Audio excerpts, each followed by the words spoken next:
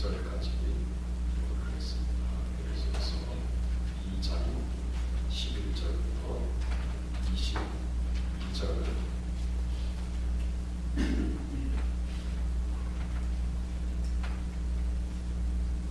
서로 교독할 때 제가 11절을 보도록 하겠습니다.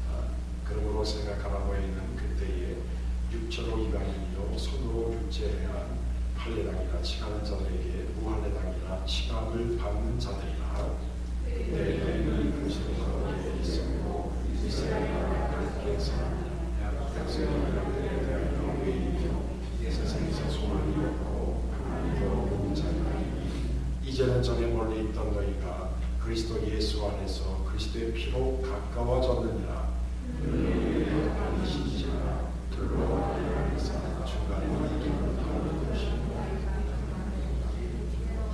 원수된 것 곧 의문에 속한 계명의 법을 자기 육체로 폐하셨으니 이는 이 둘로 자기 안에서 한 세 사람이 지어 화평하게 하시고 또 십자가로 이름을 한번 하나님과 화목하게 하시니라 원수된 것을 십자가로 수고하시고 또 오셔서 먼데 있는 너희에게 평안을 전하고 가까운 데 있는 자들에게 평안을 전하셨으니 이는 저는 우리 둘이 한 성령 안에서 아버지께 나아가므로 하려 하시니라.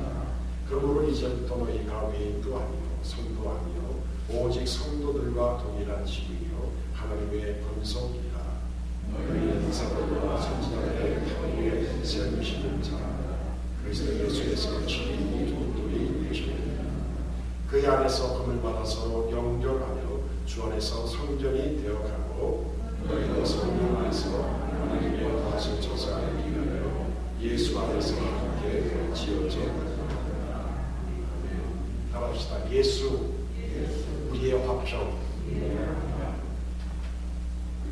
한국에 계신 홍정길 목사님이라는 분이 계십니다. 남서교회를 목회하시던 목사님이 교회를 사임하시고 이제 장애인들을 위해서 학교를 세우고 장애인들을 위해서 교회를 세우고 이제 일반 서민들에게 진짜 하나님의 복음을 좀 더 효과적으로 증거해야 되겠다는 의미에서 새로운 교회를 시작하기로 했습니다. 여러 명의 독지가들이 강남의 노른자 땅을 기증을 했습니다. 거기다가 교회를 짓고 거기다가 장애인들이 거할 수 있는 학교를 짓게 되면 주중에 있는 학교에서 열심히 공부하고 또 주일날은 예배드리고 해서 영적으로나 지적으로나 아주 굉장히 밸런스에 맞는 교육을 받을 수 있지 않겠느냐. 사회에서도 소외당하는 그들이 그래도 교회라고 하는 이 울타리 안에 들어오면은 좀 더 양육의 좀 질적인 양육을 받게 되고 또 주일날 하나님을 찬양한다면은 교회가 가지고 있는 마지막 삶이 아니겠느냐 해서 그런 일을 시작하기로 했습니다. 근데 문제가 생겼어요. 땅덩어리가 있는데 장애인들이 들어갈 수 있는 학교 시설을 질 수가 없는 거예요. 왜 그럴까요? 그 지역에 있는 주민들이 아파트에 사는 사람들이 쌍수를 들고 다 반대를 했습니다. 장애인들이 들어오게 되면 아파트 가격이 떨어지고 장애인들이 들어오게 되면 아이들 교육에 안 좋다고 하는 말도 안 되는 이유를 붙여서 사람들이 노골적으로 반대하고 서명하고 피켓시를 하고 해서 오랫동안 장애자 시설이 들어갈 수가 없었습니다. 목사님이 너무 안타까워서 이 반대하는 사람들을 수송을 해서 이 사람들이 진짜 어떤 사람인지 만나서 설득을 해봐야 되겠다 해서 그 사람들에게 조사해 보니까 그 반대하는 사람들의 가장 대표적인 사람들이 대부분 교회를 다니는 사람들이었던 겁니다. 교회 다니는 사람 가운데서도 여전도회 회장들이 제일 많았던 겁니다. 여러분 어떻게 생각하십니까? 일반 사회 사람들도 그냥 찬성하는 사람도 있고 반대하는 사람도 있고 뭐 들어와도 되고 안 들어와도 되고 하는 사람들이 세 분으로 갈라졌지만 그 속에서 우리 믿는 사람이라면 그렇죠? 그들을 설득해서 장애인들이 들어와서 예배드리고 훈련받고 사회적으로 차별받는 그들에게 조금이라도 인격적인 대우를 해주면 어떻게 되느냐 해서 교회들이 쌍수 들고 도와줘야 되는 입장에 서 있는데 도리어 교회를 다닌다고 하는 소위 믿음이 좋다고 하는 사람이 앞장서서 반대를 했다고 하는 것입니다. 저는 이 얘기를 홍종일 목사님한테 어느 모임에서 직접 듣고 거기 계신 많은 목사님들이 다 울었어요. 왜 울었냐면 너무 창피해서 울었어요. 반대하는 그들의 모습이 바로 나의 모습이기 때문에 그렇다는 것입니다. 여러분, 사회는 싸우고 있습니다. 그런데 교회는 더 많이 싸우고 있습니다. 사회는 많은 갈등이 있습니다. 교회는 더욱더 심각한 갈등이 존재합니다. 사회에 있는 사람들이 갈등을 하고 싸우고 그냥 나눠진다고 하는 것은 그냥 이성적으로 가면 당연하죠. 같은 게 없으니까. 그런데 예수 믿는 교회 안에서 싸우고 또 싸우고 또 싸운다고 하는 사실을 보면은 이거는 너무 슬픈 사실이고 예수를 우리의 부세주로 믿는 우리들에게는 있어서는 안 될 모습인데도 불구하고 현재도 많은 교우들이 싸우고 있다는 사실입니다. 더 놀라운 사실은 자기 교회를 욕하면서도 교회를 다닌다는 사람들이 많이 있다는 겁니다. 자기가 섬기는 목사님을 욕하면서 설교를 듣고 자기가 섬기는 교회 성도들을 섬기면서 교회를 또 섬기는 이런 어처구니 없는 일들이 교회 안에 상존하고 있다는 사실은 우리가 이 시간에 반드시 회개하고 짚고 넘어갈 사항이라고 저는 믿습니다. 오늘 에베소 2장 11절부터 22절까지 사도 바울이 하고 싶었던 것은 뭐냐면 이렇게 사회적으로 또 교회 안에도 갈라졌던 이 초대교회의 모습을 공포하면서 이제 예수님을 통해서 교회가 하나 되어졌고 예수를 통해서 교회는 화평되어야 되고 예수를 통해서 우리는 화목되어야 되고 예수를 통해서 우리는 단단하게 무너져야 된다는 사실을 사도 바울이 부절들이 얘기하고 있는 모습을 발견하게 됩니다. 우리가 지난 에베소 2장 1절부터 10절까지는 뭘 보겠냐면 허물과제로 죽었던 우리들이 하나님의 자비와 하나님의 긍휼과 하나님의 놀란 사랑으로 구원을 받았다고 하는 얘기를 우리가 배웠습니다. 다시 말하면 하나님의 자비하심으로 우리 개인에게 구원이 선포됐습니다. 그런데 또 하나님의 자비하심으로 구원이 선포되는데 구원이 또 교회 안에도 선포됐습니다. 개인적으로도 하나님의 구원이 선포됐고 교회적으로도 구원이 선포됐는데 개인적으로 말하면 우리는 구원받아서 예수님과 함께 살림을 받고 예수님과 함께 앉게 됐고 예수님과 함께 하나님 보좌우편에 앉을 수 있는 왕적인 권위를 우리에게 회복시켰다는 것을 우리가 공부했습니다. 오늘 11절부터 21절까지는 뭐냐면 이제 하나님이 우리에게 주신 그 구원이 교회 안에 임했을 때 어떤 일이 일어나느냐.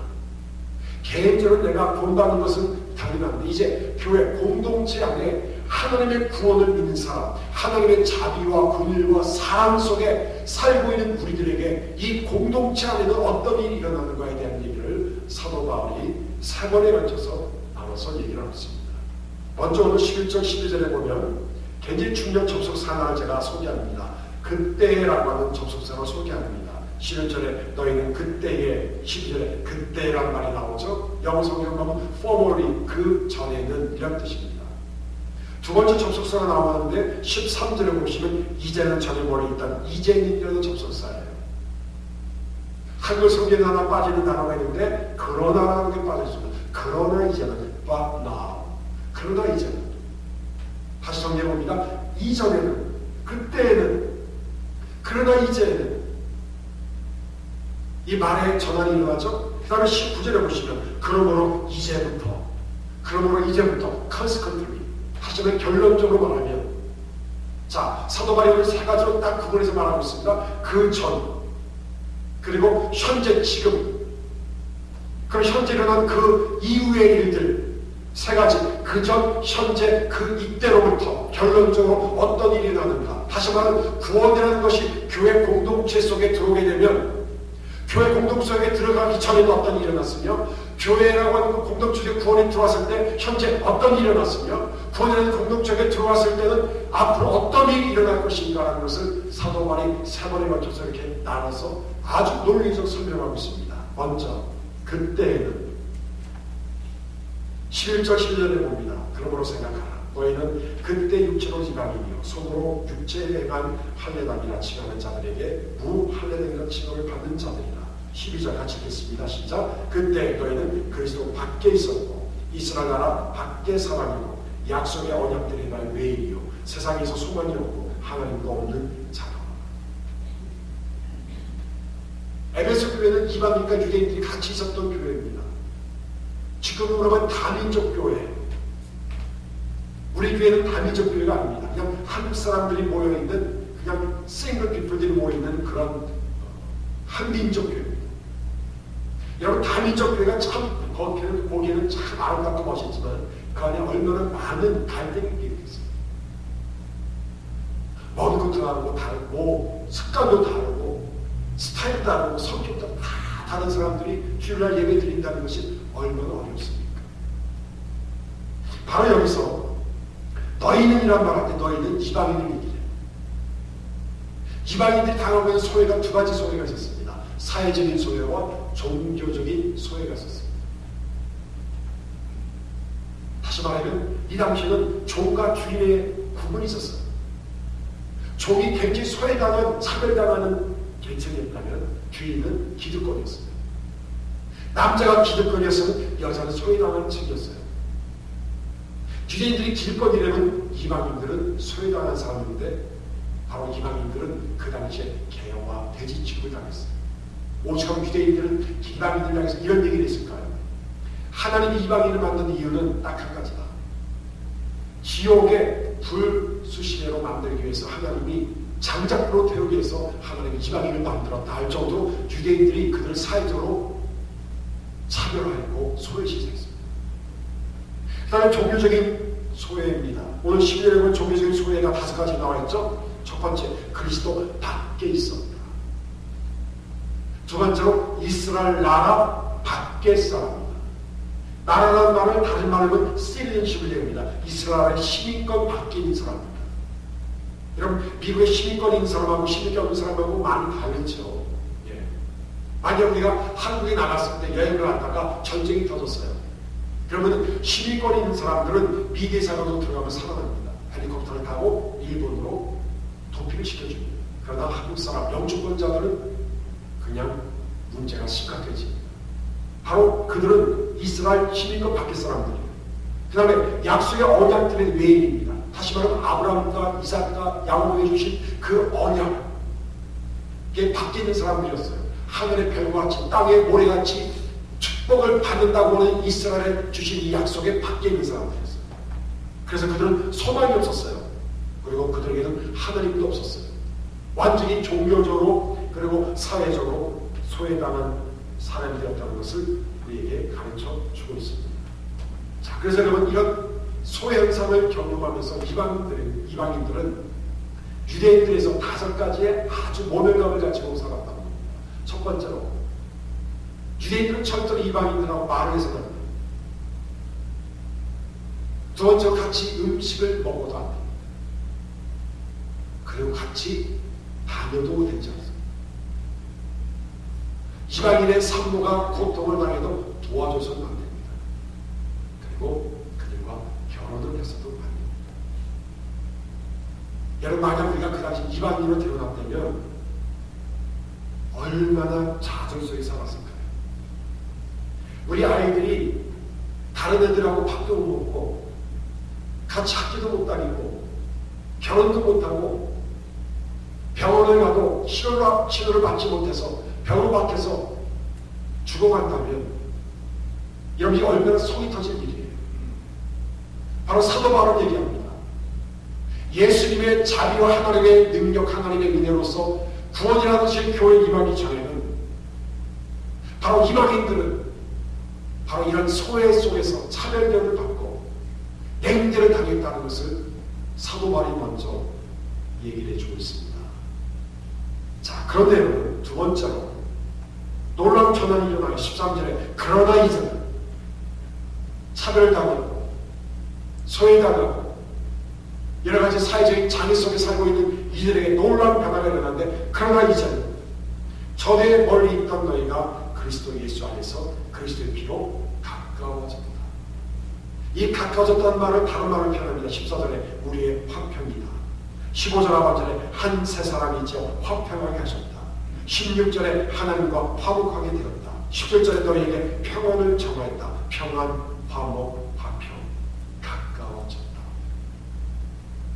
여러분, 교회는 사회에서 말하는 차별과 장애가 있는 곳이 아닙니다. 여러분이 사회에 나가서는 차별을 당해요. 우리가 아무리 영어를 잘해도 동양 사람이라는 차별을 당할 때가 있어요. 한국 사람이라는 차별을 당할 때가 있어요. 눈에 보이지 않는 차별이 이 땅에 존재합니다. 그러나 이제는 예수님을 통해서 교회 안에는, 그전에는 사회같이 똑같이 교회 안에도 차별이 있었어요. 장애가 있었어요. 이방인과 유대인들이 같이 예배 드릴 수 없는 아주 안 좋은 상황이 있었지만, 그러나 이제는 예수님이 이 땅에 오시고 예수님을 영접한 이방인들에게, 예수님을 영접한 유대인들에게는 똑같은 화평의 역사가 일어나서 하나로 묶어지는 놀라운 역사가 일어났다는 것을 오늘 성경에서 말을 해주고 있어요. 여러분, 교회 생활하면서 다른다는 것을 느끼죠, 여러분. 참 달라요. 어느 원로 목사님이 후배 목사님들 앉혀놓고 얘기하는 걸 제가 지금도 기억합니다.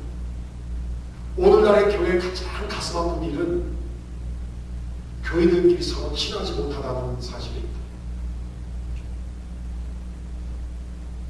제가 알고 있는 목사님이 어느 교회 장로님한테 전화를 받았어요. 우리 교회 목사님이 다음 주에 사회만으로 나가십니다. 좋은 목사님을 좀 소개시켜 주십시오. 근데 그 목소리가 아주 슬픈 목소리가 아니라 굉장히 기쁜 목소리들이에요. 그래서 만나자고요. 그래서 그 장로님을 만났어요. 또 식사를 하면서 얘기하는데 장로님한테 아주 굉장히 화나더라는 거예요.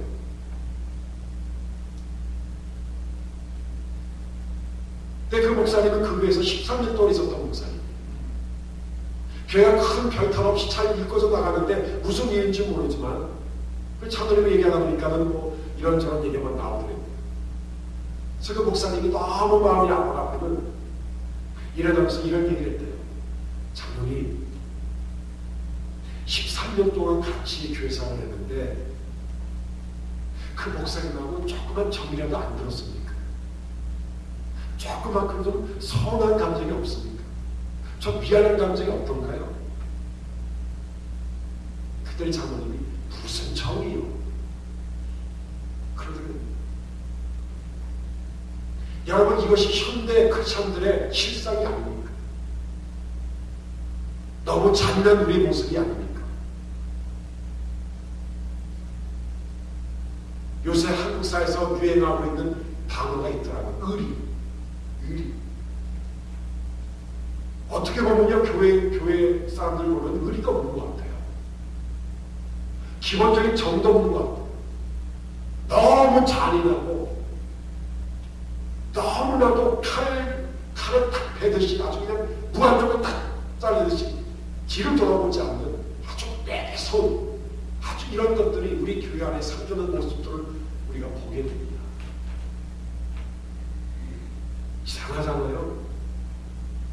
예수님의 피로 너희들은 가까워졌다. 어떻게 예수님의 피로 13년 동안 가까워졌던 목사와 장로 사이가 이럴 수가 있단 말입니까? 무슨 정이요?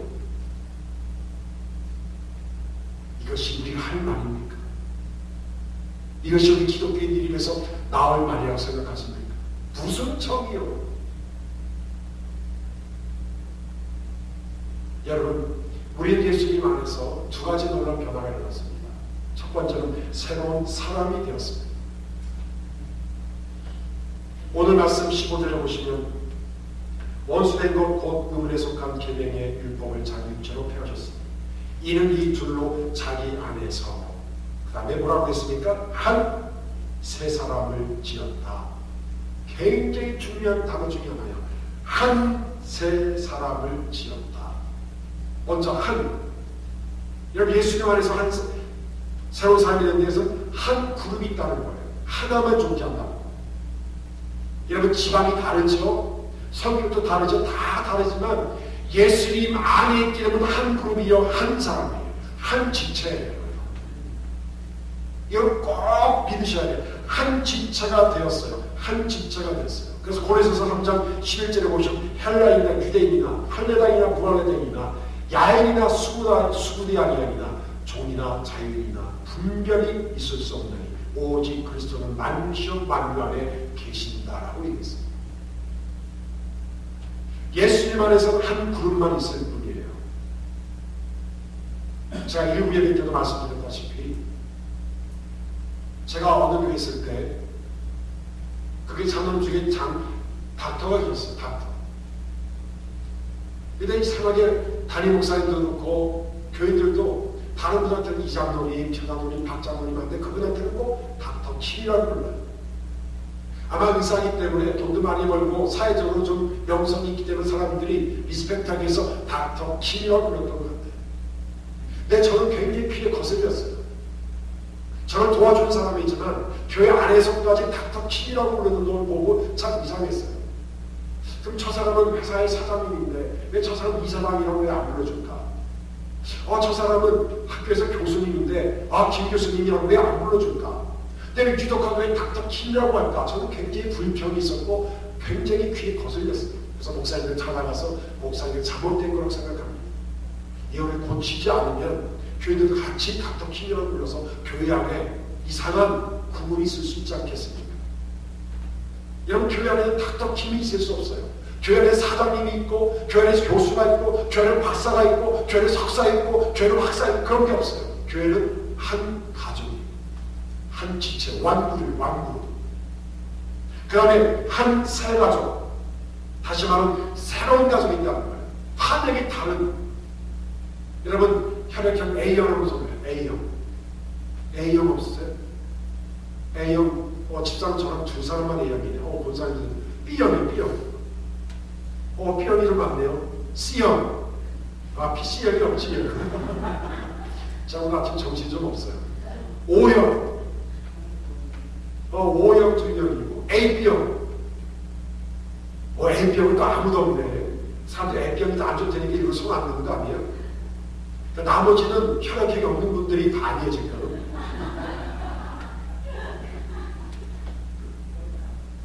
왜 모르나 보죠, 자기가 무슨 적인지. 여러분 예수님 안에서는 A형, B형, AB형, O형이 없습니다. 예수님 안에서는 새로운 사람이 되죠. 새로운 사람. 이 새라고 하는 말은 질적으로 다른 것을 얘기해요. 우린 새로운 피조물이 되었어요.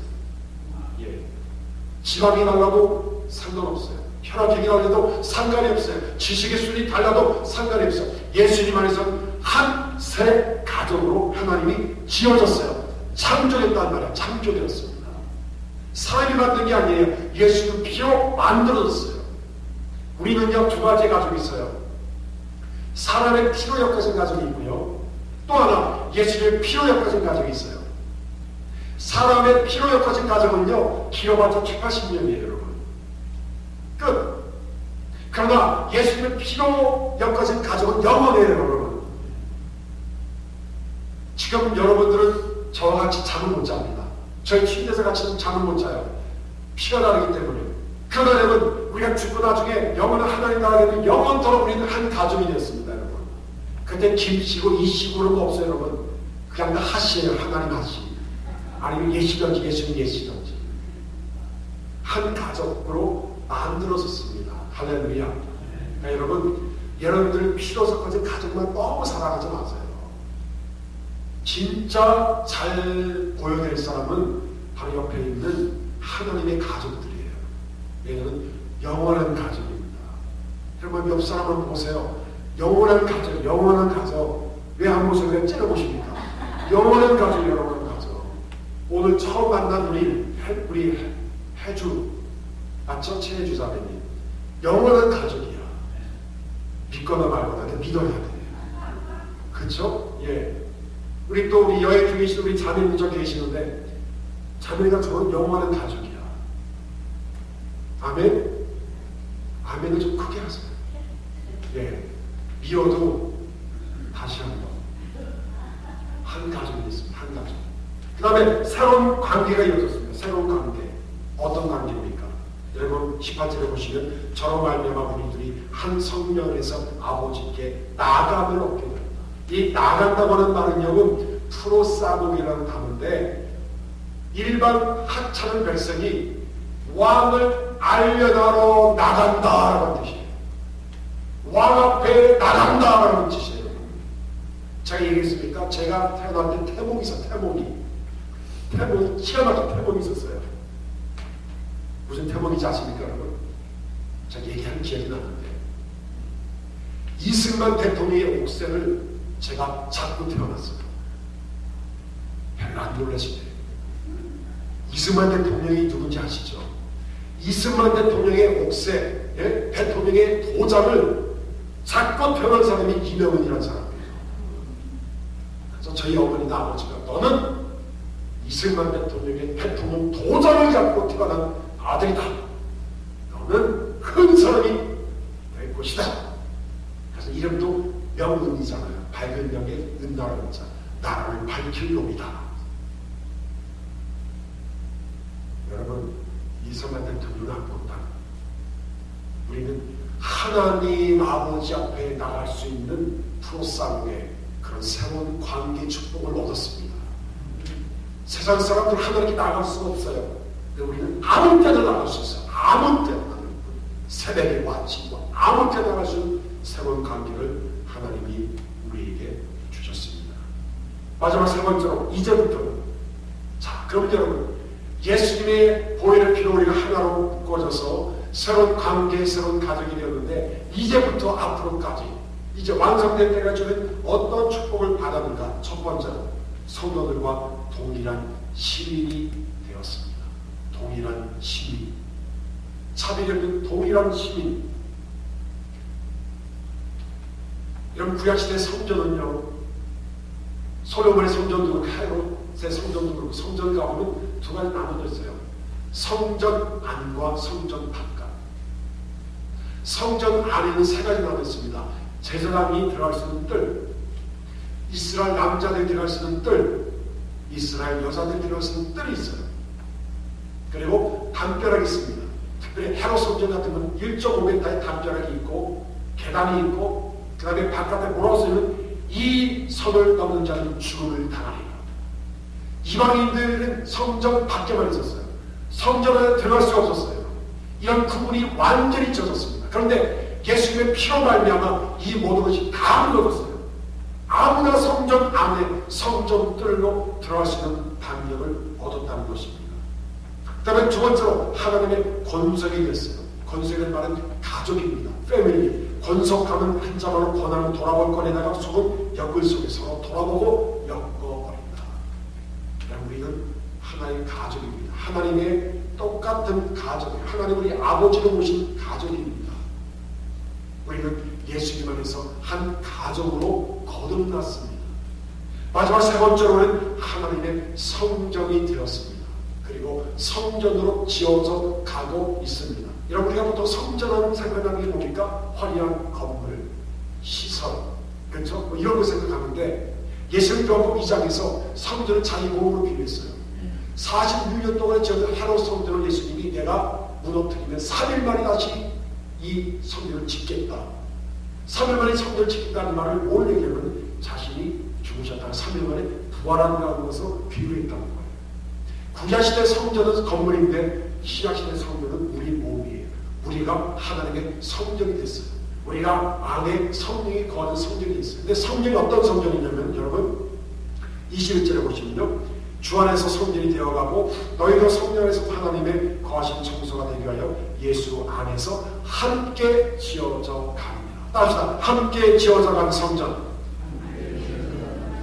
어떤 성전이라고요? 함께 어떻게요? 지어져 가는 성전이에요, 여러분. 이게 굉장히 중요한 내용이에요, 여러분. 교회 안에는 완벽한 사람이 아무도 없습니다.